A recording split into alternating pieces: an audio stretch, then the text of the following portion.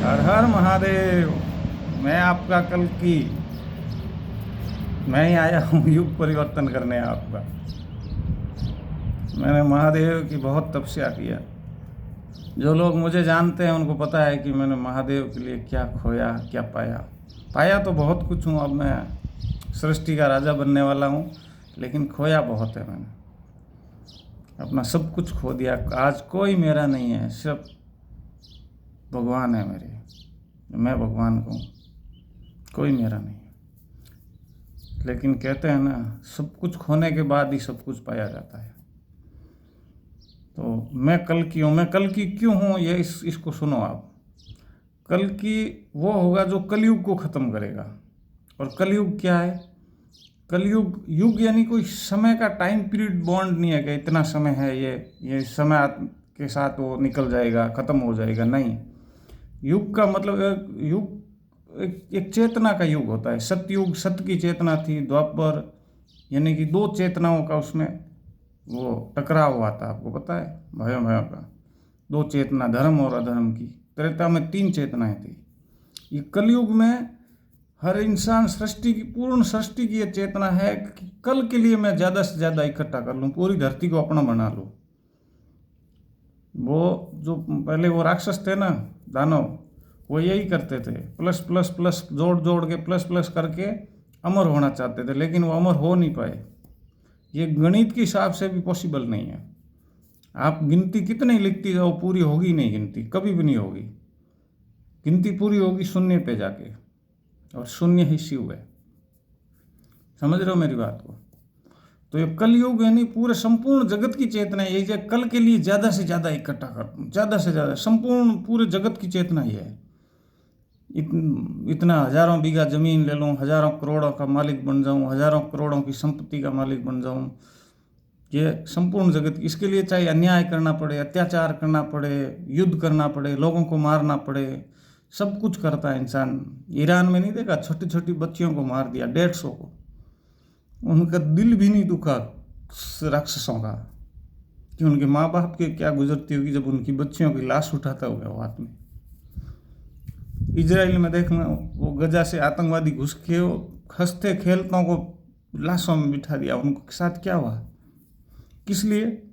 सिर्फ कल की चेतना के लिए। मतलब कल हमारे समस्या नहीं रही, कल पूरे धरती है उसको मेरे कब्जे में ले लूँ, 7 पीढ़ी 1000 पीढ़ी तक। इसी को कलयुग कहते हैं। कल की चेतना यह है, हर इंसान के अंदर यह है। मतलब जगत की चेतना यह है, इसलिए इसको युग कहा गया है। पूरे युग की चेतना ही यही है। और इस चेतना को जो खत्म करेगा, कल की चेतना को खत्म करेगा, और मनुष्य के अंदर कल की, आने वाली कल की चिंता फिकर मिटेगा, वही कल की होगा। और वो मैं हूँ।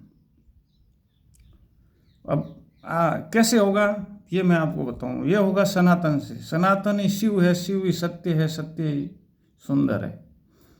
सनातन क्या है? सनातन है मतलब जिस इंसान की जैसी चेतना है उस हिसाब से उसकी मूलभूत आवश्यकताओं की पूर्ति हो, उसको कोई समस्या नहीं हो।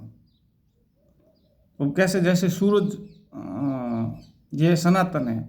ये जिस छोटे पौधे को कम रोशनी चाहिए तो वो उसको इतनी देता है, ज़्यादा बड़े को ज़्यादा चाहिए उसको उस हिसाब से देता है। तो अपने को भी शासन तंत्र में सनातन लागू करना पड़ेगा। समझ रहे हो? शासन तंत्र में सनातन लागू करना पड़ेगा। शासन तंत्र में सनातन ऐसे लागू होगा कि एक तो वर्ण व्यवस्था लागू करनी पड़ेगी। ब्राह्मण वैश्य शूद्र, ये थी ना, क्षत्रिय ब्राह्मण वैश्य शूद्र 4 वर्ण थे। तो ये वर्ण व्यवस्था अभी भी लागू करनी पड़ी। अब वो ये होगी कैसे? जाति के हिसाब से नहीं, ये होगी कर्म के हिसाब से। जो कैसा कर्म करता है, अगर वो क्षत्रिय चेतना में है, मान लो फौज में है, पुलिस में है, तो उसके लिए किसानी और व्यवसाय बंद किया जाएगा। वो सिर्फ उसका जीवन यापन उससे होगा। किसान है, उसको सिर्फ किसानी ज़मीन के लिए, खेती के लिए दी जाएगी। और कोई बिजनेस करता है तो उसको ये नहीं। और जो ये इनमें से कोई चेतना नहीं है, वो शूद्र मतलब मजदूर की चेतना होगी, लेकिन उसकी मूलभूत आवश्यकताएं पूर्ति होनी चाहिए। नंबर 2, धरती माता का व्यापार बंद करना पड़ेगा। धरती माता प्रॉपर्टी का पूरा धंधा बंद करना पड़ेगा। धरती माता माता है ये, इस पे सबका हक है।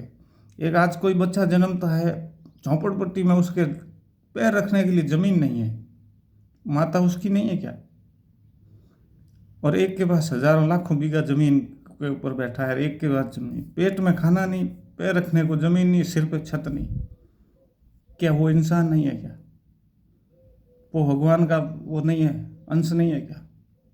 इसलिए धरती का व्यापार बंद किया जाएगा। रहने के लिए सबको मुफ्त में धरती दी जाएगी, मकान बनाने के लिए फ्री, प्रॉपर्टी का पूरा धंधा बंद।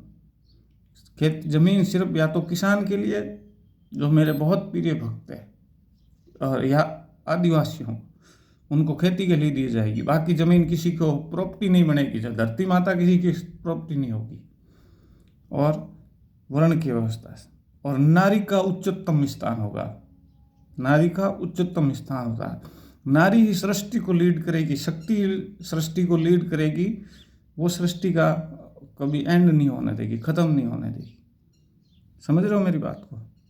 तो मैं आपका कल की हूँ, और न तो मुझे व्यू चाहिए, न मुझे पैसा चाहिए, मैं अपने आप में स्वयंभू, मुझे किसी की ज़रूरत नहीं है। मैं ये कहता हूँ कि ये विचार हर किसी के पास पहुँचना चाहिए, ताकि सब मिलकर कलयुग की चेतना को ख़त्म करके सतयुग की चेतना का प्रारंभ किया जाए। और बाकी मैं आपको इतना विश्वास दिला दूँ कि मैं वही राम हूँ, मैं वही कृष्ण हूँ, मैं वही शिव हूँ, वही महादेव हूँ।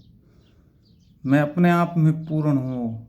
मैं दुनिया में किसी से भी ज़्यादा मेरे पास योग्यता है, ये समझ लो आप। आपकी पूरी जिम्मेवारी मेरी है, पूरी जिम्मेवारी मेरी है। मैं किसी का कुछ नहीं होने दूंगा, नहीं तो सारे के सारे मारे जाओगे। आज आप नहीं मारे जाओगे तो आपकी आने वाला पीढ़ी मारी जाएगी। आप ये मत भरोसा करो कि मैं 1000 करोड़ की संपत्ति लेके बैठा हूँ, मेरा बेटा भी लेके बैठा रहेगा, वो मारा जाएगा, नहीं पोता मारा जाएगा, को सब मारे जाएंगे। इसलिए जो अब जो चेतना आएगी, सतयुग की चेतना, वही चेतना अमर होगी, कंटिन्यू होगी, हमेशा के लिए हो जाएगी। और इससे इंसान की उम्र और बढ़ जाएगी।